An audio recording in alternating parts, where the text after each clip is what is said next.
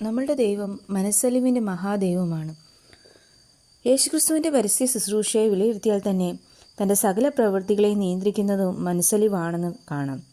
സാധാരണക്കാരും സാധുക്കളുമായ ആളുകളെ കാണുമ്പോൾ അവരെക്കുറിച്ച് കർത്താവിന് മനസ്സലിവുണ്ടായി. മത്തായി 9:36 പറഞ്ഞിരിക്കുന്നു, കർത്താവ് പുരുഷാരത്തെ ഇടയനില്ലാത്ത ആടുകളെപ്പോലെ കുഴിഞ്ഞവരും ചിന്നിയവരുമായി കണ്ടിട്ട് അവരെക്കുറിച്ച് ഓർത്തു മനസ്സലിഞ്ഞു. വേദനിക്കുന്നവരോട് കൂടെ മനസ്സലിയുന്ന ഒരു കർത്താവിനെയാണ് നാം ആരാധിക്കുന്നത്. രോഗികളെ കണ്ടപ്പോൾ അവൻ മനസ്സലിഞ്ഞു. മത്തായി 14:14 പറഞ്ഞിരിക്കുന്നു. കുരുടനോട് അവൻ മനസ്സലിവുണ്ടായി. അതുപോലെ പിശാച് ബാധിച്ചവരെ കണ്ട് അവൻ വെറുതെ അവരെ അയച്ചില്ല.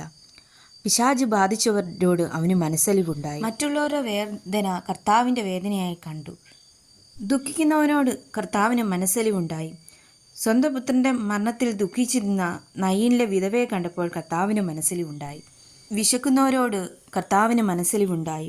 വിശന്ന് തളർന്ന ജനത്തിനു വേണ്ടി 7 അപ്പവും കുറേ മീനുകളും എടുത്ത് വാഴ്ത്തി നുറുക്കി ശിഷ്യന്മാരുടെ പക്കൽ കൊടുത്തു.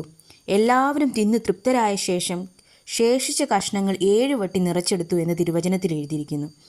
അതുപോലെ നമ്മുടെ കർത്താവായ യേശുക്രിസ്തു ഏകാന്തത അനുഭവിക്കുന്നവരെ കണ്ട് മറികടന്നു പോവുകയല്ല ചെയ്തത്, അവരെ കണ്ടിട്ട് മനസ്സലിഞ്ഞു.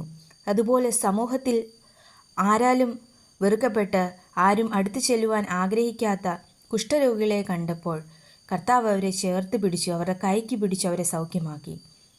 കല്ലറുകളിൽ പാർത്ത ലെഗ്യോൻ ബാധിച്ച മനുഷ്യനോട് നമ്മുടെ കർത്താവിന് മനസ്സലിവുണ്ടായി എന്ന് മർക്കോസ് 5:1-13 വരെ നമുക്ക് കാണാം. തകർന്ന ജനത്തെ കണ്ട് അവൻ മനസ്സലിഞ്ഞു.